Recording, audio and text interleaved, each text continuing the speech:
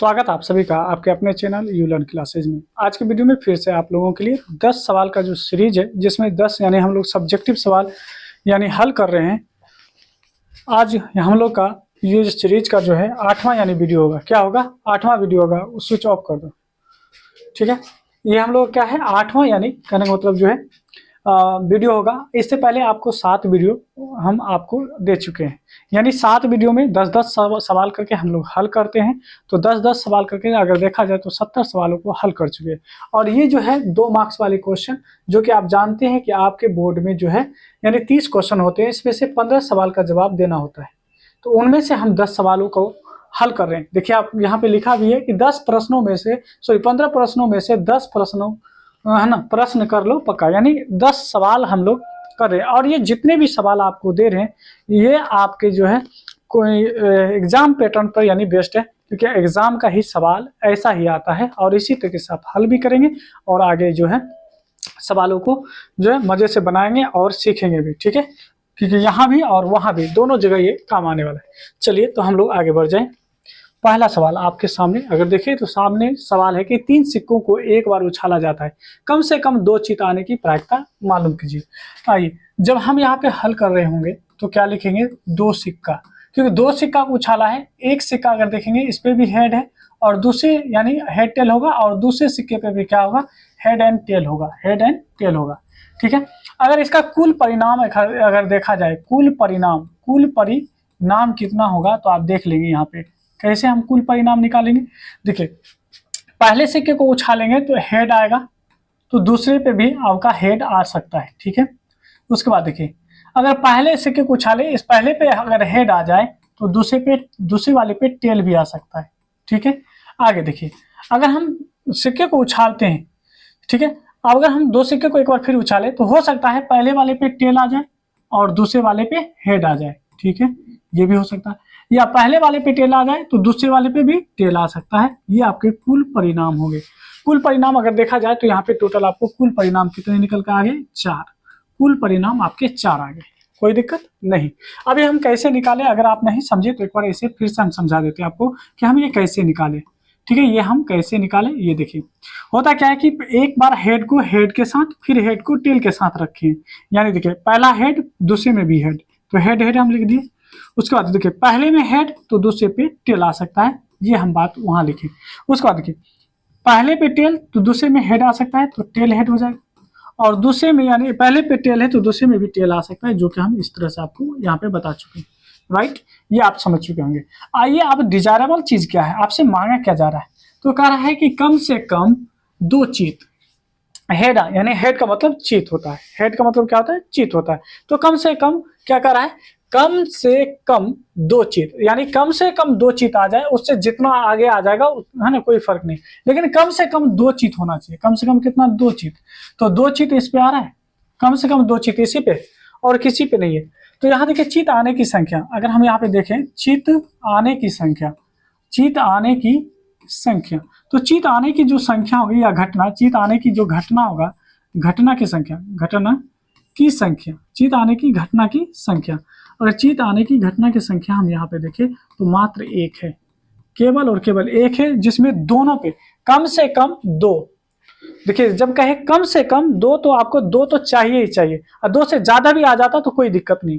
जैसे कहते हैं ना कि कम से कम 10 रुपया दीजिए, अगर आपको 50 दे दे तो और चलेगा, लेकिन 10 से नीचे नहीं। अगर आपको 5 दे दे तो फिर दिक्कत हो जाएगा। कम से कम जैसे कहे मुझे 10 रुपये की जरूरत है, कम से कम 10, तो 10 दे दे तो ठीक है, उससे ज्यादा भी दे दे तो और बेटर। तो यहाँ पे कह रहा है कम से कम 2, तो 2 का मतलब 2 हेड आना चाहिए, ठीक है। कम से कम 2 हेड, उसके बाद 3 हेड तो आ ही नहीं सकता। ओहो, तो गड़बड़ कर दिए। चलिए अभी तो गड़बड़ करते हैं। स्वागत आप सभी का आपके अपने चैनल यू लर्न क्लासेज में। आज के वीडियो में हम लोग फिर से यानी 10 जो है सब्जेक्टिव क्वेश्चन करने वाले हैं, जो कि 2 नंबर वाले। इससे पहले आपको जो है सब्जेक्टिव क्वेश्चन के यानी 7 वीडियो आपको दे चुके हैं, यानी 7 वीडियो जो है आपके अपने प्यारे चैनल यानी यू लर्न क्लासेस पे अपलोड है। तो अगर आप नहीं देखे तो जाकर उन्हें देख लें। और प्रत्येक यानी जो वीडियो है उसमें 10 सवाल, बहुत इंपॉर्टेंट सवाल जो कि आपके एग्जाम के पैटर्न पे यानी सवाल जो पूछा गया, और आप देखेंगे ये PYQ क्वेश्चन भी होता है, ठीक है। और आपके लिए ये क्वेश्चन इसलिए ला रहे हैं कि आप अपनी तैयारी इस तरीके से करेंगे तो आपके जो फाइनल एग्जाम में क्वेश्चन आते हैं हूबहू आपको मैच होता हुआ नजर आएगा और आप आसानी से वहाँ पे हल कर पाएंगे, ठीक है। तो चलिए यानी इस सिलसिले को आगे रखते हैं। आज का यानी वीडियो नंबर 8 हम लोग आप देखेंगे और इसमें भी हम 10 महत्वपूर्ण यानी सवालों को देखने वाले। और ये सारे के सारे सवाल जो है 2 नंबर वाले क्वेश्चन होते हैं, क्योंकि आपको 30 क्वेश्चन दिया जाता है। 30 क्वेश्चन में से 15 सवाल को आपको हल करना होता है, यानी उसमें से 15 सवाल को आपको हल करना है 30 में से। तो देखिए 15 सवाल में से 10 सवाल का जो ये सीरीज है, 10 सवाल को जो हम लोग हल कर रहे हैं ये तो चल ही रहा है। और आप अभी से यानी अगर 7 वीडियो आपको अपलोड कर चुके हैं तो इसका मतलब है 70 क्वेश्चन हम लोग कर चुके हैं। आज के क्वेश्चन अगर मिलाएंगे तो 80 क्वेश्चन हो जाएगा और ये बहुत ही इंपॉर्टेंट सवाल होते हैं। तो चलिए हम लोग क्या करते हैं, एक एक करके यानी आप सवालों को हल करेंगे और साथ ही साथ अब वीडियो को लाइक कर दीजिए। अगर चैनल पर नहीं तो सब्सक्राइब जरूर करेंगे। आइए बढ़ते हैं अगले सवाल को और हल करते हैं, है ना। आइए अगला सवाल अगर देखा जाए तो यहाँ पे पहला सवाल हमारे सामने है। क्या है सामने में, कहता है 3 सिक्कों को एक बार उछाला जाता है। देखिए 3 सिक्का है, अगर सिक्का देखा जाए तो हमारे पास 3 सिक्का है। कितने सिक्के हैं, 3 सिक्के। और आप जानते हैं कि एक सिक्के पे जो होता है हेड और टेल होता है, इस पे भी क्या होता है, हेड और टेल होता है, इस पे भी क्या होता है, हेड एंड टेल होता है, ठीक है। और तीनों सिक्के को एक ही बार उछाला गया, एक ही बार टॉस किया गया है। तो आपको मालूम होगा कि जब हम इसको यानी उछालेंगे तो हो सकता है कि पहले सिक्के पे अगर हेड आ जाए, देखिए अभी हम 2 सिक्कों के बीच कंपेयर कर रहे हैं, पहले सिक्के पे हेड आ जाए तो दूसरे पे भी हेड आ सकता है, राइट। चलिए अगर मान लीजिए ऐसा ये कहा जाए कि अगर पहले पे हेड आ गया तो दूसरे पे टेल भी तो आ सकता है, बिल्कुल सही बात है, टेल आ सकता है। या ऐसा भी तो हो सकता है पहले पे टेल आ जाए, देखिए इसके साथ इन दोनों के साथ हम कर चुके हैं तो अब टेल के साथ करेंगे। टेल अगर पहले पे टेल आ जाए तो है ना, दूसरे पे हेड भी तो आ सकता है, ये भी बात सही है। अगर पहले पे टेल आ जाए तो दूसरे पे भी टेल आ सकता है, कहेंगे बिल्कुल टेल आ सकता है। अब आ जाइए, अब क्या करेंगे, अब इसके साथ करेंगे सभी को, यानी मल्टीप्लाई का यानी सिंबल देखिए यहाँ पे, देखिए हेड एंड टेल।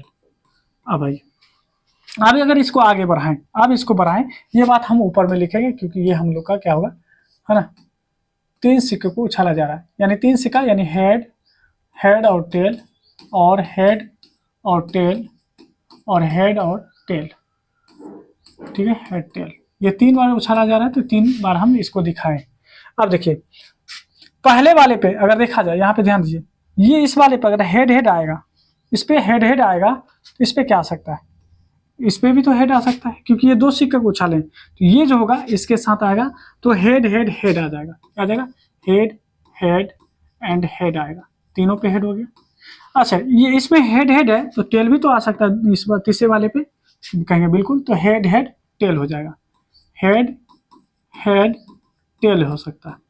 चलिए अब इसका काम खत्म, इसके साथ हेड टेल, साथ में हेड भी आ सकता है, हेड और टेल और साथ में क्या आ सकता है, ये हेड आ सकता है, राइट। चलिए ये भी हो सकता है। आगे देखेंगे यहाँ पे, अगर इसमें हेड टेल आ रहा है तो ये दूसरे वाले में तो टेल आ सकता है, तो हेड टेल हो जाएगा, हेड टेल हो जाएगा। यहाँ देखें इसका भी काम खत्म। इसके साथ देखेंगे, अगर इसके साथ देखें तो इसमें हेड यानी टेल हेड आ रहा है तो इसमें हेड भी आ सकता है, वो टेल के बाद हेड तो हेड, उसके बाद इसमें क्या आएगा, हेड, ये लिख देंगे। आगे देखें, आगे अगर देखें इसमें टेल हेड है तो इसमें टेल भी तो आ सकता है, तो टेल हेड और फिर टेल भी आ सकता है, क्या आ सकता है, टेल भी आ सकता है, कोई दिक्कत नहीं, इसका भी काम खत्म। इसके साथ आइए, इसके साथ अगर देखेंगे टेल हेड आ सकता है तो कहेंगे टेल हेड आ सकता है, राइट।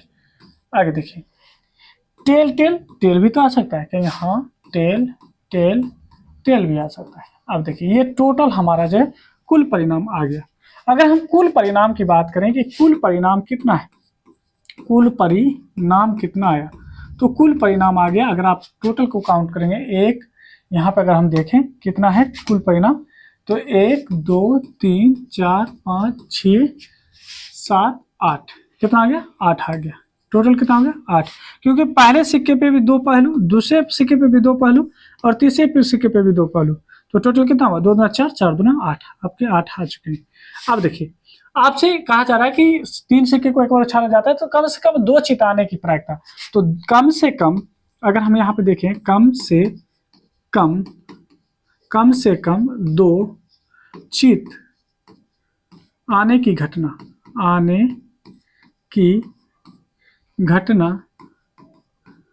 है ना,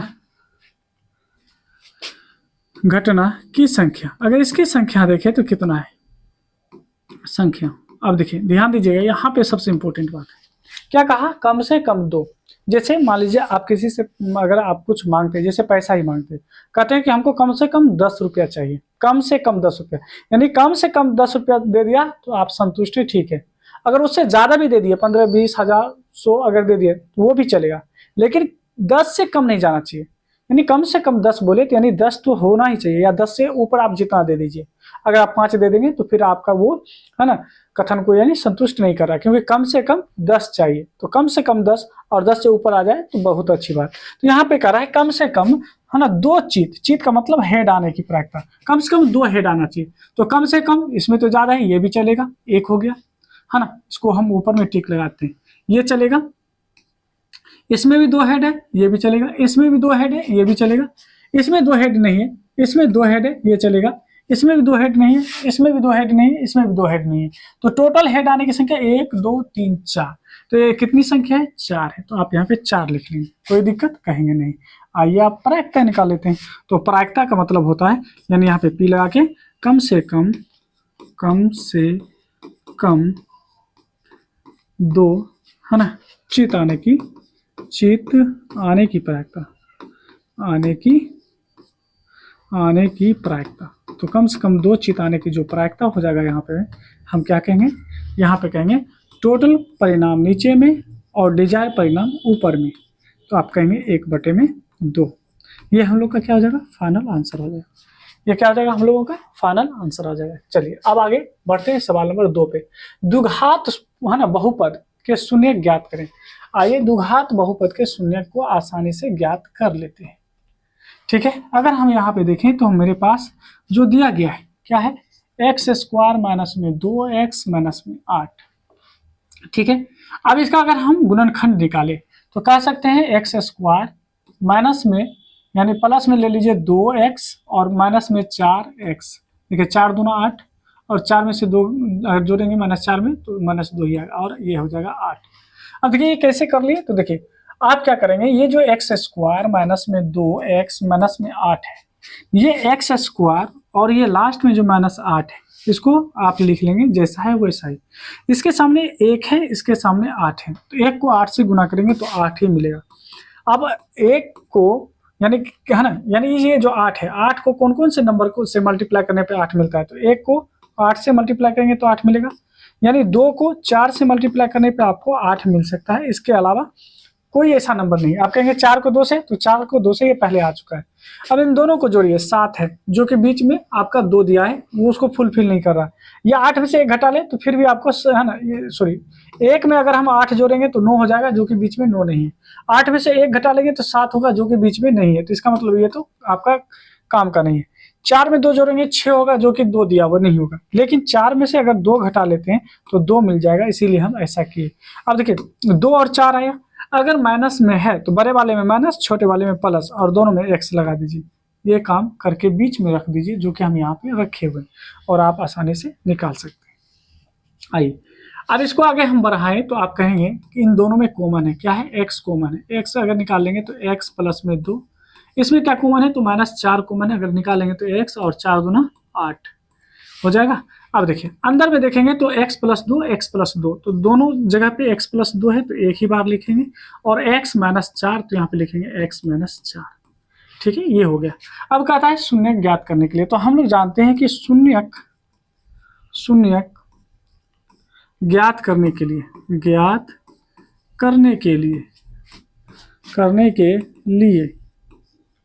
शून्यक ज्ञात करने के लिए क्या करेंगे, जो दिया गया है यानी x प्लस में 2 और x माइनस में 4 बराबर में 0 रखा जाता है। क्या रखा जाता है? 0 रखा जाता है। ठीक है, कोई दिक्कत नहीं। अब देखिए, अब यहाँ पे क्या होगा कि x प्लस में 2 ये बराबर में 0 हो जाएगा, एक इसका, और दूसरा जो हो जाएगा x माइनस 4 बराबर में 0 रखा जाएगा। अब यहाँ से जो निकलेगा x बराबर में माइनस 2 हो जाएगा। ठीक है, और यहाँ पे अगर देखेंगे तो x बराबर में 4 हो जाएगा। तो हमारा आंसर आ चुका है कौन सा, यानी एक बार x हो जाएगा आपको -2, एक बार हो जाएगा आपको +4। ठीक है, आइए अगला सवाल देखते हैं, सवाल नंबर यानी हम लोग 3 देखने वाले हैं। ठीक है, क्योंकि हम लोग 2 आसानी से हल कर चुके हैं। ठीक है, 2 आसानी से हल कर चुके हैं, है ना। उम्मीद है कि आप बिल्कुल इसे समझ चुके होंगे। आइए अगले सवाल को देखिए। सवाल नंबर अगर हम लोग 3 देखें यहाँ पे, है ना, 3 देखें, कहता है द्विघात सूत्र का प्रयोग करके समीकरण का हल करने के लिए। आइए हल कर लेते हैं। जो समीकरण दिया गया है इसे हम लिख लेते हैं, x² माइनस में 4x और माइनस में 1 बराबर में 0। a का मान कितना, a की जगह पे कुछ नहीं तो 1, b का मान कितना -4, c की जगह पे क्या है तो -1। ठीक है, यहाँ पे अगर आप द्विघाती सूत्र लगाएं या द्विघात सूत्र लगाएं, द्विघात सूत्र, तो आप जानते हैं द्विघात सूत्र बराबर में क्या होगा। ये होता है x बराबर में -b plus minus root under b² minus 4a और c, नीचे में 2a। ठीक है, आइए माइनस और b का वैल्यू देखेंगे तो -4 है, -4 लगा दीजिए, प्लस माइनस, है ना, रूट अंडर b², b की जगह पे -4 है तो -4 का होल स्क्वायर माइनस 4ac।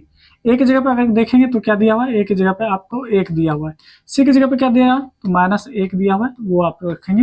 नीचे में कहेंगे 2 इंटू a की जगह पे 1 रखेंगे, क्योंकि एक ही तो वैल्यू है ना, आगे आइए।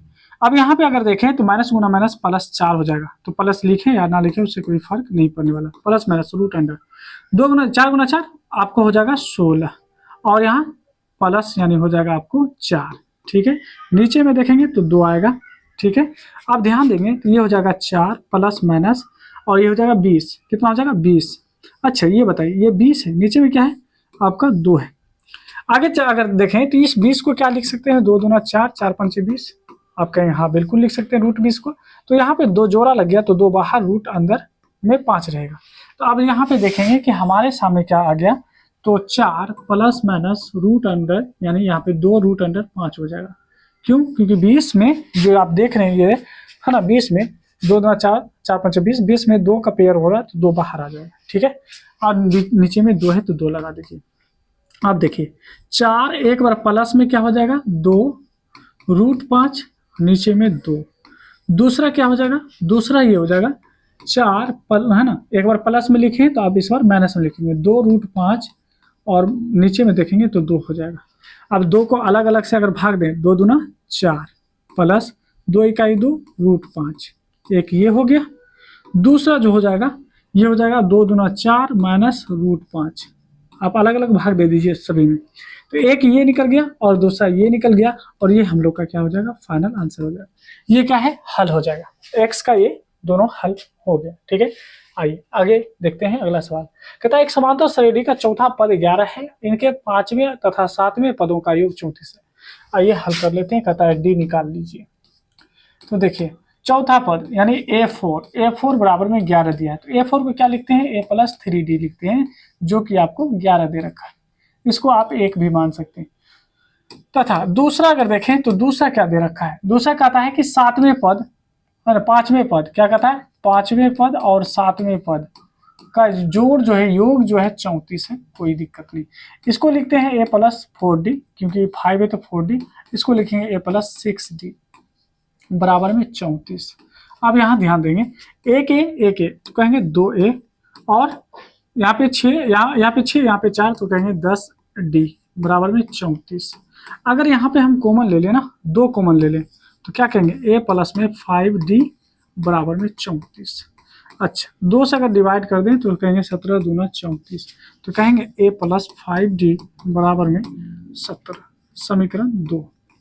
अब अगर आप देख पाएंगे यहाँ पे तो समीकरण 1 और 2 को घटा दीजिए, समीकरण 1 तथा समीकरण 2 को घटाने पर समीकरण 1 माइनस समीकरण 2 माइनस समीकरण 2।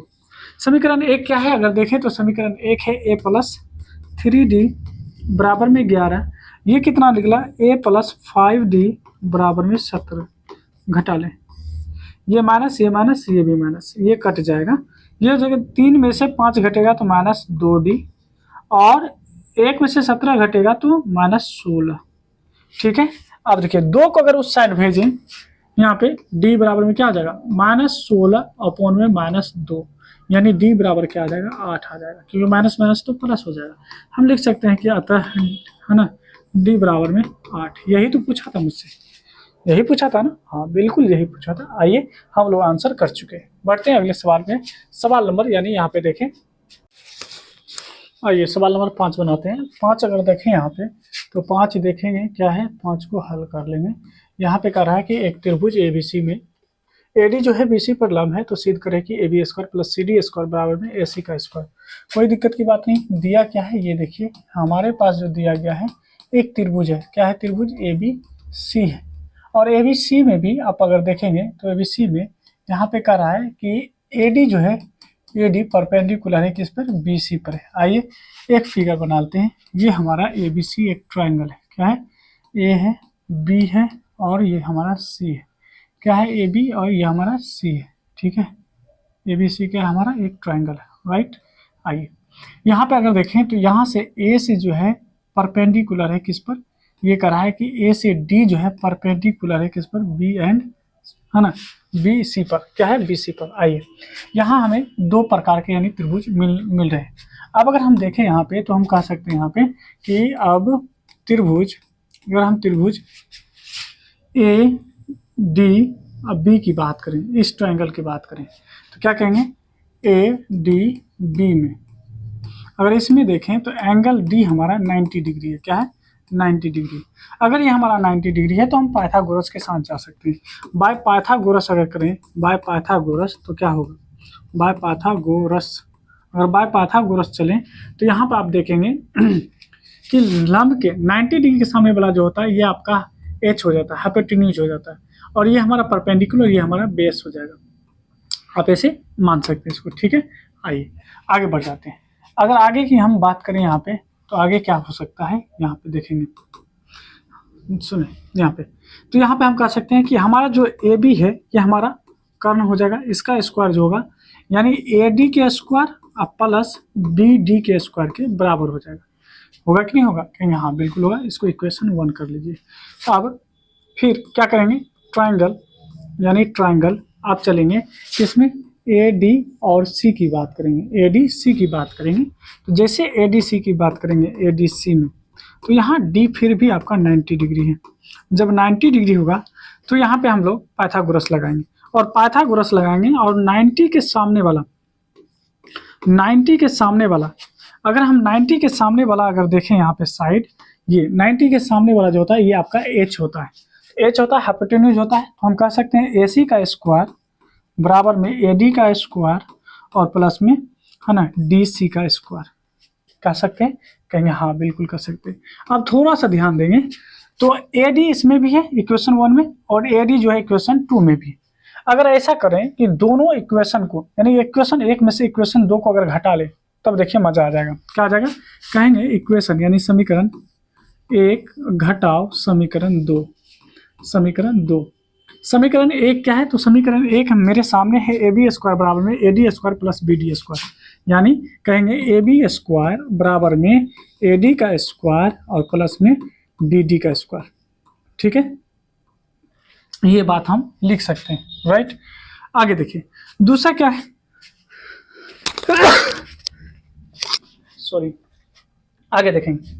अगर आगे देखें तो हम क्या कर सकते हैं कि दूसरा जो इक्वेशन है, दूसरा इक्वेशन में हमारे सामने अगर देखें तो यहाँ पे है AC स्क्वायर, क्या है, AC स्क्वायर बराबर में, यानी AC का स्क्वायर बराबर में AD का स्क्वायर प्लस में CD का स्क्वायर, या DC का स्क्वायर, एक ही बात, DC ही करना है, कर लीजिए, कोई फर्क नहीं पड़ने वाला। DC का स्क्वायर क्या है, DC का स्क्वायर है। अब यहाँ पे अगर देखें तो हम बोले थे घटाने के लिए, घटाने की बात है, ये प्लस में तो ये माइनस में, ये भी माइनस में और ये भी आपका आ जाएगा माइनस में। अब देखिए ये हो जाएगा AB का स्क्वायर माइनस में AC का स्क्वायर, बराबर का चिन्ह, ये दोनों कट जाएगा, क्यों, एक प्लस में एक माइनस में। अब ऊपर में क्या है, B और D का स्क्वायर और बराबर में देखेंगे तो माइनस यानी डी सी का स्क्वायर, सॉरी बराबर क्यों दिए, माइनस, माइनस डी सी का स्क्वायर, राइट। अब ध्यान दें ये आपका ए बी का स्क्वायर है और डी सी इधर माइनस में, अगर इधर लेकर आए तो क्या हम इसको डी सी या सी डी कर सकते हैं, सी डी ही कर दीजिए, कोई फर्क नहीं पड़ेगा। ये बी डी का स्क्वायर हो गया और जैसे ये ए सी इस साइड जाएगा तो प्लस हो जाएगा ए सी का स्क्वायर।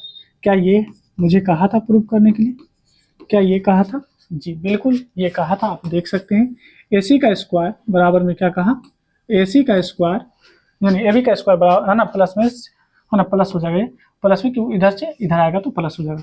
तो ए बी का स्क्वायर प्लस में सी डी का स्क्वायर बराबर में बी डी, यानी यहाँ देखेंगे बी डी का स्क्वायर और प्लस में ए सी का स्क्वायर, देखिए ए सी प्लस बी डी, ठीक है। तो इस तरह से ऐसे सवाल जो हम लोग आसानी से हल करते हैं और आप इसी तरीके से हल भी करेंगे और ऐसे सवाल आपके एग्जाम में पूछे भी जाते हैं। आइए अगला सवाल देख लेते हैं। अगला सवाल 6 नंबर का था, एक्स अक्ष पर उस बिंदु को ज्ञात कीजिए, है ना, जो बिंदु आपको यहाँ से दे रखा है और समदूरस्थ की बात कहेगा। जब भी समदूरस्थ की बात कहेगा तो आराम से आपको एक लाइन ले लेना और ये पॉइंट आपको ए हो जाएगा जो कि 2 और -5 दे रखा है, 2 और -5, और इसको बी मान लीजिएगा जो कि -2 और 9 ले लेंगे, ठीक है। और यहाँ पे हम ले लेते हैं, है ना, क्या एक्स अक्ष, और ये हो जाएगा एक्स पे तो एक्स होगा और वाई आपका 0 हो जाएगा, ठीक है। इसको मान लेते हैं ये हमारा ओ है। तो आप देखेंगे ओ ए की दूरी और ओ बी की दूरी दोनों क्या होगा, बराबर होगा, है ना, समदूरस्थ बोल रहा है, क्या बोल रहा है, समदूरस्थ बोल रहा है। तो यहाँ पे अगर देखें तो कहेंगे कि दिया है, हम ये बात लिख सकते हैं, दिया क्या है, पॉइंट ए क्या दे रखा है, वो दे रखा है 2 -5, और अगर हम बी की बात करें तो बी कितना दे रखा है, -2 और 9, है ना। अब ध्यान दें, अगर हम कह दें कि ओ ए की जो दूरी होगा वही दूरी ओ, है ना, बी की होगी, ठीक है। यहाँ पर अगर हम देखें तो ए ओ की अगर हम दूरी निकालें तो दूरी फॉर्मूला से क्या कहेंगे, ये आपका देखो, देखिए क्या हो जाएगा, ये हो जाएगा x1 x2, तो x2 - x1 करते हैं तो x2 - x1, x1 की जगह पे 2, फिर देखिए इसका होल स्क्वायर प्लस में y2 - y1, तो y2 0 और ये माइनस, और इसमें क्या है -5 है तो माइनस माइनस प्लस हो जाएगा 5 का स्क्वायर। बराबर में देखेंगे ओ बी में आइए, ये आपका x1 तो ये x2, या इसी को x2 का दे तो इसको x1 कर सकते हैं, ठीक है। तो कहेंगे इसको मान लीजिए x1, ये हो जाएगा x2, तो कहेंगे यहाँ पे x2 - x1 यानी x और माइनस, जैसे -2 होगा तो माइनस माइनस प्लस हो जाएगा इसका होल स्क्वायर, प्लस में क्या कहेंगे यहाँ पे 0 और -9, 0 - 9 हो जाएगा, ठीक है। आइए दोनों साइड स्क्वायर यानी रूट है तो स्क्वायर करने से दोनों का रूट खत्म हो जाएगा, क्या क्या होगा, यहाँ से आप अगर देखेंगे तो दोनों का, यानी क्योंकि दोनों साइड क्या है, रूट है और स्क्वायर करने पर क्या हो जाएगा, खत्म हो जाएगा। तो हम इसे आप क्या लिख सकते हैं, अब इसे लिख सकते हैं x - 2 का होल स्क्वायर और 5 का स्क्वायर, यहाँ देखेंगे x + 2 का होल स्क्वायर, इसे लिखेंगे -9 का होल स्क्वायर, ठीक है। अब ध्यान दीजिए a - b का होल स्क्वायर तो ये तो a² - 2a एंड b और प्लस में b² और प्लस में 5 × 5 25 कर सकते हैं, बराबर में a² + 2a एंड b और प्लस में b² और ये हो जाएगा 9 × 9 81 हो जाएगा। अब देखिए x² अगर देखेंगे तो दोनों साइड में x² मिलेगा, इधर भी x² है इधर भी x² है, कट जाएगा, -4x हो जाएगा और ये 2 × 4, 4 और 25 ये हो जाएगा 29, बराबर में देखेंगे 2 × 4x हो जाएगा, ठीक है। और ये 2 × 4, 4 और 81 तो हो जाएगा 85, ठीक है। अब देखिए ये 29 आपका है, या यहाँ पे आप रहने दें इनको, देखिए -4x और ये 4x इधर से आएगा तो माइनस हो जाएगा, ये आपका 85 है और इस साइड से 29 को ले जाएंगे तो माइनस में हो जाएगा, ठीक है। ये हो जाएगा -8x और बराबर में, अब देखिए 15 में से तो 6 हो जाएगा, है ना, 15 में से इन हो जाएगा 6, ये 7 में से 2 गया तो 5, यानी +56 होगा, ये प्लस में ही होगा। अब 8 को उस साइड अगर भेजे तो हम क्या से कर सकते हैं, तो x बराबर में 56 डिवाइड बाय -8, तो x बराबर में कितना होगा, 7 हो जाएगा, -7। तो हम कह सकते हैं कि उस, है ना, x अक्ष पर जो बिंदु होगा तो हम कहेंगे x अक्ष पर बिंदु, x अक्ष पर जो बिंदु होगा x का वैल्यू हो जाएगा -7, y का वैल्यू 0। ये हम लोग का क्या है, फाइनल आंसर है। ठीक है, आइए आगे बढ़ते हैं, अगले सवाल को देखते हैं। सवाल नंबर 7, दो संख्याओं का एचसीएफ दे रखा है। क्या है, दो संख्याओं का एचसीएफ अगर हम देखें यहाँ पे, तो एचसीएफ दे रखा है आपको 23। एलसीएम कितना दे रखा है, तो आपको दे रखा है 14, 49।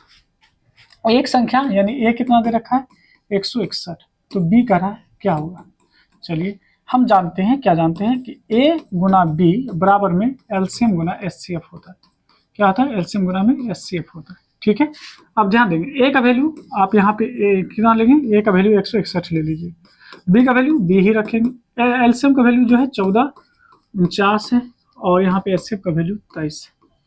अगर हम यहाँ से बी देखें तो 1449 और गुना में 23 और भाग में क्या हो जाएगा, 161 हो जाएगा। ठीक है, अब ध्यान देंगे, अगर इससे डिवाइड करें तो कितने बार में कट रहा है, 7 बार में कट रहा है। और 7 से इसको काटेंगे तो 7 दूना 14, 0 7 है ना, 7 7 49। तो बी का वैल्यू हो जाएगा 207। क्या हो जाएगा, 207 हो जाएगा, और ये हम लोग का फाइनल आंसर हो जाएगा। आइए अगला सवाल देखिए।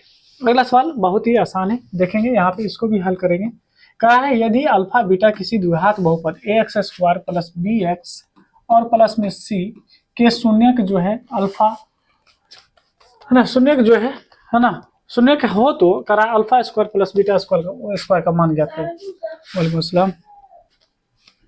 ठीक है, ध्यान दो, यहाँ पे क्या हो जाएगा, अगर हम यहाँ पे देखें तो क्या हो सकता है, ए का वैल्यू क्या है, यहाँ पे ए का वैल्यू 1 ही है, ए का वैल्यू ए ही दे रखा है, बी का वैल्यू बी ही दे रखा है, सी का वैल्यू सी ही दे रखा है, यहाँ पे सेम टू सेम है। अब अगर हम alpha square plus beta square का वैल्यू निकालें तो हम लोग जानते हैं इसको कैसे लिख सकते हैं। इसका वैल्यू अगर निकालने के लिए कहे तो हम इसका वैल्यू कैसे निकाल सकते हैं, तो अल्फा है ना, यहाँ ध्यान देंगे, alpha square plus beta square बराबर में इसी को लिख सकते हैं, अल्फा प्लस बीटा का whole square and -2 alpha beta. आप ये अगर इतना रखते हैं तो आप इसके यानी वैल्यू के बराबर कर सकते हैं। अल्फा प्लस बीटा का जो वैल्यू होता है वो होता है -b/a, और माइनस में 2 अल्फा इंटू बीटा, ये होता है c/a। देखिए बी का भी मान बी ही है, सी का भी मान सी ही है, ए का भी मान ए ही है, तो इतना ही रहेगा। ये हो जाएगा b² और बटे में a², यहाँ पे हो जाएगा 2c/a। अब यहाँ पे एलसीएम अगर लेंगे तो a², अब ये हो जाएगा b² माइनस ए से लगाएंगे a² में तो ए बार में लगेगा, और 2 को a से मल्टीप्लाई करेंगे तो 2ac हो जाएगा। तो यहाँ पे जो हमारा यानी वैल्यू निकला अल्फा स्क्वायर प्लस में बीटा स्क्वायर का, वो देखें क्या निकला, वो निकल गया b² माइनस 2ac/a²। ठीक है, इस तरह से आप ऐसे सवालों का जवाब दे सकते हैं। अगला सवाल देखिए। अगला सवाल यहाँ पे कहता है निम्न बंटन का माध्य ज्ञात करें। अब जो बंटन दिया गया है इसका क्या करना है, माध्य ज्ञात करना है। माध्य ज्ञात करने के लिए आपको बताए थे कि क्लास इंटरवल लिखना है, फ्रीक्वेंसी लिखना है आपको। हम डायरेक्ट मेथड से बता रहे हैं अभी। ये हो गया फ्रीक्वेंसी। फ्रीक्वेंसी के बाद क्लास मार्क यानी एक्स निकालना होता है, या इसी को XI भी कर सकते हैं। ठीक है, उसके बाद हम लोग निकालते हैं है ना, FX निकालते हैं, तो यहाँ पे I भी लगा सकते हैं, उससे कोई बात नहीं है ना, ये भी कर सकते हैं। चलिए आई डायरेक्ट मेथड से हम लोग हल कर रहे हैं। अब देखिए ये 0 से कहाँ दिया है, 0 से 10, 10 से 20, 20 से 30, 20 से 30, 30 से 40, क्या है 30 से 40, 40 से 50, क्या है 40 से 50, बस 50 तक ही दिया हुआ है तो हम लोग 50 तक ही लिखेंगे। ठीक है, आइए 50 तक दिया हुआ है। अब इसका फ्रीक्वेंसी क्या है, तो 7 है, 8 है, उसके बाद 16 है, इसके बाद आपको जो है 9 एंड 10 दे रखा है।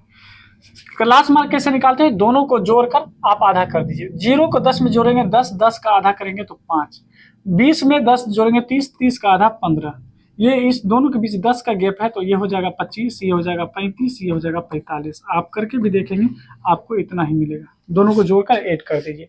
अब fx क्या होता है, दोनों को मल्टीप्लाई करना, 7 × 5 = 35, 15 × 8 = 120 है ना, 25 को 16 से गुना कीजिए, 16 × 5 = 80, 16 × 2 = 32 और 4 है ना 8 या 40, 400 हो जाएगा। 35 को 9 से गुना कीजिए, 5 × 9 = 45, 4 और 9 × 3 = 27, 4 = 31। उसके बाद इसमें देखेंगे 450 हो जाएगा। ठीक है, आइए अब हम लोग क्या करते हैं, समीशन ऑफ जो है एफ करेंगे, यानी सिग्मा एफ निकाल लेंगे। सिग्मा एफ का मतलब है जितने भी यानी आपके एफ हैं सभी को जोड़िए, 10, 9, 19, 19 और यहाँ पे देखेंगे 10 9 19, 19 में अगर हम जैसे 15 जोड़ते हैं तो ये होगा 35, 35 में अगर हम 7 जोड़ते हैं तो 42 2 50 हो जाएगा। क्या हो जाएगा? 50 हो जाएगा, तो है ना, ये 50 होगा। सिग्मा एफ कर लेते हैं, यानी समीशन ऑफ एफ एक्स कर लेते हैं, यानी इसको एफ आई भी कर सकते हैं, इसको एफ आई एक्स आई ये कर सकते हैं। ठीक है, सभी को ऐड करें तो क्या होगा? 5 5 5 10, ठीक है, कैरी 1, और इसमें एक जोड़ेंगे तो 4 2 6 6 1 7 7 5 12, बच जाएगा 1 1 1 2 2 4 6 6 3 9 और 9 4 13, कितना हो जाएगा? 1320 हो जाएगा। अब जैसे भी हम लोग माध्य निकालेंगे तो हम जानते हैं सिग्मा एफ, है ना, एक्स और बटे में सिग्मा एफ होता है। क्या होता है? सिग्मा एफ होता है। ठीक है, यहाँ ध्यान दीजिए, सिग्मा एफ एक्स कितना है? 1320, सिग्मा एफ कितना है? 50, 0 से 0 हटा दें तो बचेगा 132 बटे में 5, डिवाइड जैसे करेंगे तो 5 दूना 10, बच जाएगा 3, 5 6 के 30, बचेगा 2, 5 चौके 20, यानी आपको 26.4 आपका आंसर हो जाएगा, जो कि आपका क्या है? ये आपका माध्य है। क्या है? आपका माध्य है। चलिए अब बढ़ते हैं अगले सवाल की तरफ और अगले सवाल को हल करते हैं। आइए अगला सवाल देखिए। अगला सवाल अगर देखें तो अगला सवाल कहता है सिद्ध करें कि वृत्त के, है ना, दो समांतर स्पर्श रेखाओं के स्पर्श बिंदु को मिलाने वाली रेखाखंड, है ना, वृत्त के केंद्र से होकर गुजरता है। चलिए आइए एक हम सबसे पहले तो सर्कल ले लेते हैं। ठीक है, एक सर्कल लेंगे, सर्कल हम लोग ले लेते हैं। ठीक है, देखिए हम यहाँ पे सर्कल ले लिए। क्या है? एक सर्कल ले लिए, दिख पा रहा होगा आपको? ठीक है, दिख पा रहा होगा। आइए, ये सर्कल है। अब कहता है इस सर्कल के दोनों, है ना, छोर एक स्पर्श रेखा ले लेते हैं। एक ये स्पर्श रेखा है और ये एक स्पर्श रेखा है। ठीक है, ये एक स्पर्श रेखा है, हम यहाँ पे ले लिए। देखिए ये स्पर्श रेखा है, थोड़ा टेढ़ा लग रहा होगा, उससे कोई फर्क नहीं है, स्पर्श रेखा है। ये स्पर्श रेखा जब भी होगा तो ये हमेशा समांतर होगा। क्या होगा? एक दूसरे से समांतर होगा। याद रखिएगा, ये क्या होगा? समांतर रेखा होगा। इस तरह से ये समांतर रेखा होगा, ये समांतर रेखा है और ये स्पर्श कर रहा है। तो ये समांतर रेखा जो है, इसका नाम और इसका नाम हम रख लेते हैं। ठीक है, ये आपका P है। क्या है? ये आपका P है, ये हमारा P है, और ये हमारा क्या है? ये हमारा Q है, ये हमारा Q है। ठीक है, इसको हम लोग मान लेते हैं कि ये जो रेखा है, ठीक है, ये R है और S है। क्या है? ये हमारा R है, ठीक है, ये हमारा R है और ये हमारा क्या है? S है। ये क्या है? S है। और जहाँ पे टच किया है, मान लीजिए जहाँ पे ये टच किया है, ये जो टच किया जहाँ पे, ये इस पॉइंट को हम मान लेते हैं A, और यहाँ पे जो टच किया है इसको मान लेते हैं B। क्या मान लेते हैं? B। ठीक है, और ये हमारा क्या है? अगर ये हमारा रेडियस यानी सेंटर है ना, ये क्या है? हमारा सेंटर है, तो ये यहाँ से यहाँ तक क्या होगा? ये त्रिज्या होगा। ये क्या होगा? ये भी हमारा त्रिज्या होगा, ये भी त्रिज्या, ये भी त्रिज्या, और सेंटर को हम लोग मान लेते हैं, ये जो सेंटर है हम लोग का ना, इस सेंटर को मान लेते हैं O। ये सेंटर जो है ये हमारा क्या है? ये O है, ये O है। अच्छा ये बताइए, क्या ये हमारा त्रिज्या नहीं हो सकता है? ये भी हमारा त्रिज्या हो सकता है ना, लेकिन हम इसे लिखे और ना लिखे से कोई खासा फर्क नहीं पड़ने वाला है। चलिए कोई दिक्कत नहीं। अब ध्यान दीजिए, यहाँ पे हम लोग हल करेंगे, कहेंगे दिया है। क्या है? दिया है। दिया क्या है? ये देखिए, कहेंगे कि P Q, ठीक है, एंड, है ना, RS क्या है? स्पर्श रेखा है, स्पर्श रेखा है। क्या है? वृत्त की स्पर्श रेखा है। क्या है? वृत्त की स्पर्श रेखा है। और ये वृत्त की जो स्पर्श रेखा है, ये समांतर स्पर्श रेखा है, क्योंकि एक दूसरे से समांतर भी स्पर्श रेखा है, जो वृत्त को क्रमशः क्या कर रहा है? वृत्त को क्रमशः B एवं जो है A पर स्पर्श करती है। क्या करती है? स्पर्श करती है। ठीक है, याद रखेंगे इतनी बात। ओके, अब हमारा काम बन चुका है, यानी कहने का मतलब क्या है? हमारा काम बन चुका है। अच्छा, एक चीज आपसे जरूर जानने की प्रयास करेंगे, क्योंकि हम यहाँ तक जब लिख दिए तो बस हो गया। ध्यान दीजिए, अगर ये सीधी रेखा है, आप ही बताइए, और सीधी रेखा पे कोई रेखा इस तरह से इंटरसेक्ट करती है, तो आपको मालूम है ये सीधी रेखा पर बनने वाला जो दो कोण होता है, इसको लीनियर, है ना, यानी कि पेयर एंगल कहते हैं। यानी ये क्या हो जाएगा, लीनियर पेयर यानी रेखीय युग्म कोण होगा। यानी इसको और इसको जोड़ने पर आपको 180 आ जाएगा। क्या आप जानते होंगे? बिल्कुल हाँ जानते हैं। अगर ऐसा जानते हैं तो क्या आप कह सकते हैं कि इस पे जो बनने वाला एंगल है, यहाँ पे जो एंगल बनेगा और ये जो एंगल बनेगा, ये क्या बनेगा, 180 डिग्री बनाएगा। तो हम यहाँ पे कह सकते हैं नाउ अब यानी कहेंगे एंगल PBO प्लस में है ना Q है ना BO Q है ना, क्या कहते हैं QBO मिलाकर कितना 180 डिग्री। कितना होता है 180 डिग्री होता है। आप कहेंगे हाँ बिल्कुल होता है। ये आपका क्या होता है, आपका 180 डिग्री होता है। चलिए कोई दिक्कत की बात नहीं। अच्छा ये बताएंगे, आप ही जरा बताएं कि स्पर्श रेखा पर यानी किसी भी वृत्त की स्पर्श रेखा पर जो त्रिज्या होती है, स्पर्श रेखा पर कितनी डिग्री कोण बनाती है, 90 डिग्री का कोण बनाती है। हम केवल एक साइड का ले रहे हैं, अभी हम केवल इस साइड के बारे में बात कर रहे हैं, उस साइड के बारे में बात नहीं कर रहे हैं। ध्यान देंगे, हम इस साइड के बारे में बात कर रहे हैं, केवल और केवल इस साइड के बारे में बात कर रहे हैं। ठीक है, इस साइड के बारे में बात करें तो ये 90 डिग्री हो जाएगा। कौन, PBO जो होगा ये 90 डिग्री और प्लस में एंगल यानी QBO जो होगा ये बराबर में 180 डिग्री हो जाएगा। नहीं हो जाएगा? आप कहेंगे बिल्कुल हो जाएगा। अच्छा ये बताइए, अगर हम एंगल QBO की बात करें तो क्या आप नहीं कहेंगे 180 में से 90 को आप घटा लें तो आपको एंगल QBO जो होगा ये भी 90 मिलेगा, क्योंकि दोनों आपका क्या है 90 ही मिलेगा। कहने का मतलब इस एंगल से हम ये पता कर लिए कि ये एंगल कितना आ गया, तो ये भी आपका 90 आ गया। ठीक है, आप ध्यान दीजिए। अब कहेंगे है ना, अब क्या कहेंगे, इस तरह नीचे में आएंगे। अब अगर कह दे कि एंगल है ना, फिर क्या कहेंगे, एंगल कौन सा एंगल, RAO प्लस में SAO क्या आपको नहीं लग रहा है ये भी 180 डिग्री होगा? क्योंकि ये आपका एक स्ट्रेट लाइन है और स्ट्रेट लाइन पे ये जो रेखा होगा ये एंगल और ये एंगल जोड़ने पर 180 आएगा। आप कहेंगे हाँ बिल्कुल आएगा, है ना, आप कहेंगे बिल्कुल आएगा। तो आपको नहीं लग रहा है कि ये आपका क्या है, ये आपका स्पर्श रेखा है, इस पे यानी वृत्त जो होता है लंब होता है, तो ये 90 डिग्री होगा।